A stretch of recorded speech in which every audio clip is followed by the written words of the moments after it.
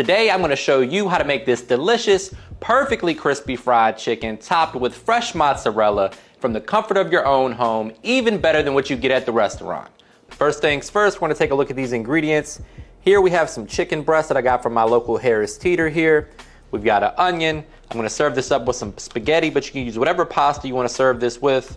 We have garlic, fresh basil, tomato paste, a can of crushed tomatoes so we can make our marinara from scratch, some fresh Parmesan, and some fresh mozzarella. We're gonna get the party started by making our own marinara sauce from scratch.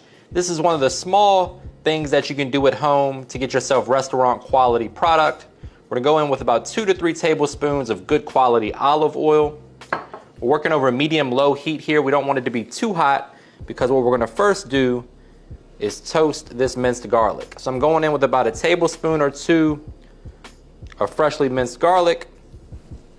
The fresher, the better. We just wanna allow that garlic to infuse its flavor into the olive oil. So we don't wanna brown it. We just wanna gently simmer it to allow it to infuse or release some of that flavor into that olive oil, which is gonna flavor the remainder of our sauce. This is about 4 cloves of garlic in total. You can add as much or as little as you like, depending on how much you like garlic. The next guest to arrive at the flavor party is gonna be 1 diced onion. You can use yellow, sweet onion, whatever you got is fine. We're gonna work that in and allow the onion to start to get tender and sweat down a bit. Right now, your house is gonna be smelling amazing because garlic and onion always release a nice fragrance. The next thing we're going in with is a little bit of red pepper flakes. I like to add the red pepper flakes a little bit early. That way they kind of wake up a little bit once they hit the olive oil. They kind of rehydrate a bit. This is optional, guys. If you don't like any spice, you can totally leave these out. After the red pepper flakes, we're going in with about 2 tablespoons of good quality tomato paste. That's gonna add a nice concentrated tomato flavor and help thicken up the sauce a little bit. Super simple, really easy to do at home, and it's way better than the store-bought stuff. You can make a bunch of this in bulk and put it in a mason jar, store it in the fridge or the freezer. Next up, we're going in with 28 ounces of crushed tomatoes. Make sure you get all of it out of there. And we're just gonna mix to combine. Still working over medium-low heat, guys. This is not a race, it's a marathon. We wanna allow this sauce to simmer for as much time as you have. If you're in a rush, you can probably get away with like 30 to 45 minutes. But if you have a couple hours, it's totally worth it. I like my marinara sauce nice and chunky. If you don't want it to be so chunky, you could add a little bit of beef broth or a little red wine or a little water, something to thin it out a bit. Or you can put it through the blender to kind of smooth out the chunks. But for me, this is how I like mine. Next up, we're gonna add a little bit of seasoning. I have some Italian seasoning in my all-purpose seasoning. If you don't have this, you can use whatever your favorite all-purpose seasoning is, or a simple blend of salt, pepper, garlic, and onion powder will get the job done. And then we're going in with some fresh basil and just let this simmer away for a little bit.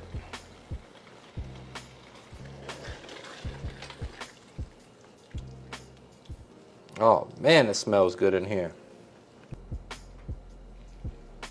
All right, so while we allow that sauce to simmer away, we're gonna go ahead and butterfly the chicken breast. This step is optional, guys. You could just flatten it out, how I'm gonna show you in a second, and leave it whole, but I prefer to butterfly the chicken. So what you're gonna need is a nice sharp knife, something like this beautiful one that I'll have for sale here for you soon.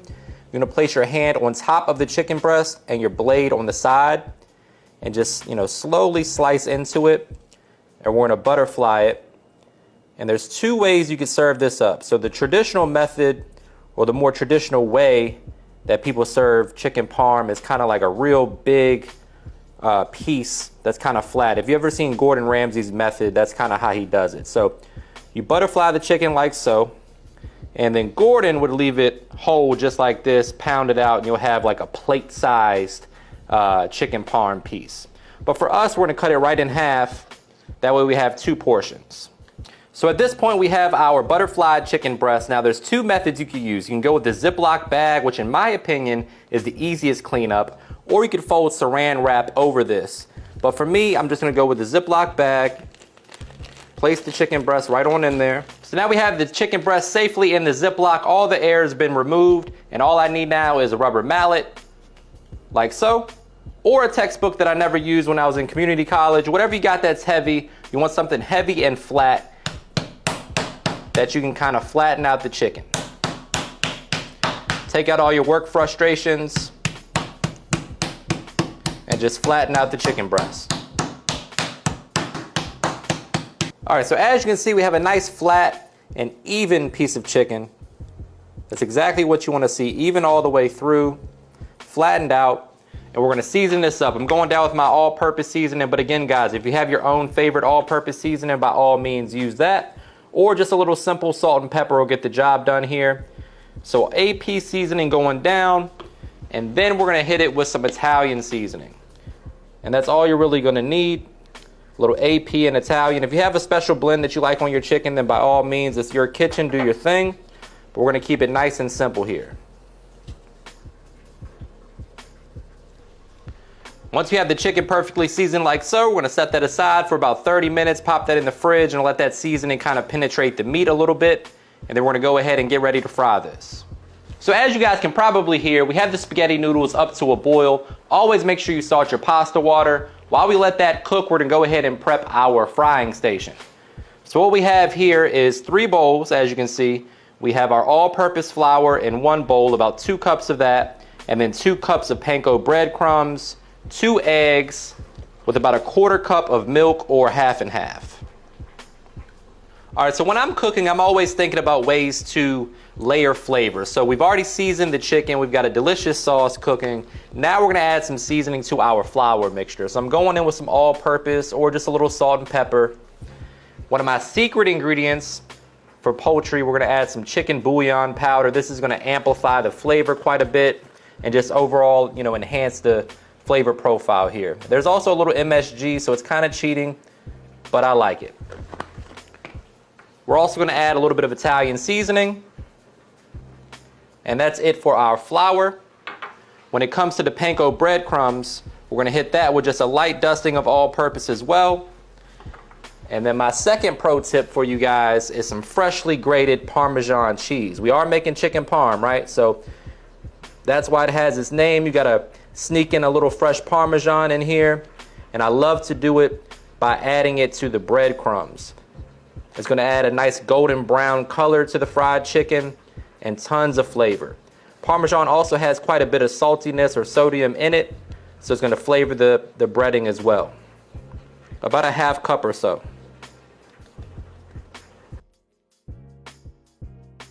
All right, so as you can see, we have our station all mapped out and organized. I'm going to take the chicken that's been seasoned directly into that seasoned flour. Make sure you coat it nicely. No bald spots.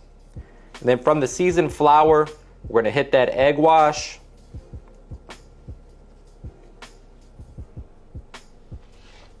Like so. Make sure it's coated nicely in that egg wash. And then from there, we're going right in to the breadcrumbs with the Parmesan nestled in there for added flavor. And when I go into the breadcrumbs, I really want to press this in. It's really important that you have a nice crust on your chicken parm. So I'm going to really be intentional about this and firmly press in the breadcrumbs here on both sides.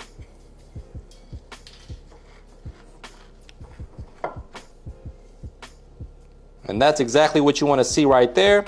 We're going to place this on an aluminum foil lined baking sheet and let that hang out while our oil comes up to temperature. All right, so we're looking for 350 degrees on our oil. Quick pro tip, guys, if you ever overshoot your oil temp, just add a little room temperature oil to the oil that's a little too hot and it'll reduce the temperature overall. Here comes the chicken. Lay that in there gently. And we're looking for it to get nice and golden brown and beautiful. Probably about 4 to 5 minutes total cook time since it's nice and thin. The chicken breast is done once it reaches an internal temperature of 165 degrees. I just like to check it for color there. Another quick pro tip, if you see any spots like this that are a little less cooked or a little lighter You can kind of baste it with some of that oil, and that'll help it catch up color-wise. Once you got the color right where you want it, this is about perfect for me.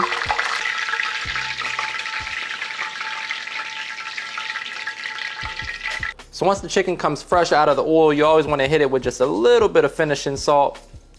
Next up, my friends, we're going down with a little bit more Parmesan cheese, because why the hell not? We're here for a good time, not a long time. A nice thin layer of that Parmesan cheese while the chicken is piping hot. Oh man, this is gonna be good. Next, I like to add just the smallest bit of marinara sauce right on top before we add our mozzarella. Maybe like a tablespoon at most, guys. You don't want to put a whole lot on there, so just be careful as you're adding it. And now, for my favorite part, the fresh mozzarella. Don't be shy with this stuff. There we go. And you can pop that into the oven under the broiler for a few minutes and allow that cheese to start melting. Or you can put it on 400 if your chicken's not done. Mine is done, so it's going under the broiler. Now, if you want to have some real fun, you can break out the blowtorch instead of the broiler. You guys know I like to show off a little bit. I like to see a nice golden brown. Let that cheese melt nicely, get brown, bubbly, and beautiful. Again, guys, you can do this in the broiler, probably a little bit safer too. But this is kind of fun.